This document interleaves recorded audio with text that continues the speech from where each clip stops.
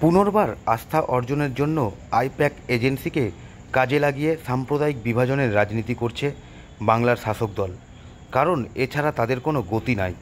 যখন সরকারের উপর থেকে সম্পূর্ণ আস্থা হারিয়ে ফেলছে বাংলার জনসাধারণ, মূলত সামনে বিধানসভা নির্বাচন, আর সেই নির্বাচনে নিজের জায়গা ধরে রাখতে পরিকল্পিতভাবে বাংলা জুড়ে সাম্প্রদায়িক দাঙ্গার বাতাবরণ তৈরি করতে চাইছে তৃণমূল।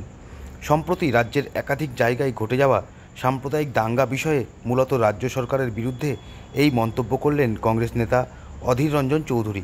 রবিবার দুপুর 1টা নাগাদ বহরমপুরে জেলা কংগ্রেস কার্যালয়ে সাংবাদিকদের মুখোমুখি হয়ে এই মন্তব্য করেন তিনি।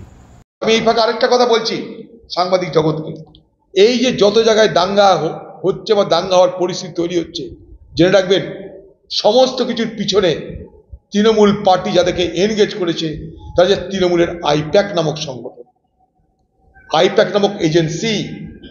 শক্তিপুরেও এই এজেন্সি কাজ করেছিল এবং তারা শুধু কাজ করেছে তা নয়, সেখানকার ভিডিওগুলো হিন্দুদের এলাকা এলাকায় গ্রামে গ্রামে গিয়ে তারা দেখিয়েছে, প্রচার করেছে বিজেপি সেজে।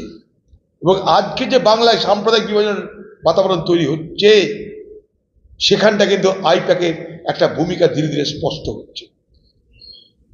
এই আইপ্যাক কখনো এনআরসি, কখনো লক্ষ্মীর ভাণ্ডার, আজ আইপ্যাকের নিদান হচ্ছে সাম্প্রদায়িক বিভাজন করার, চাট করে দাও। কারণ সরকার বিরোধী মনোভাব তীব্র হচ্ছে, দিদির উপরে মা আস্থা হারিয়ে যাচ্ছে। আস্থা অর্জন করতে গেলে, পুনর্বার আস্থা অর্জন করার জন্য সাম্প্রদায়িক বিভাজন একমাত্র রাস্তা।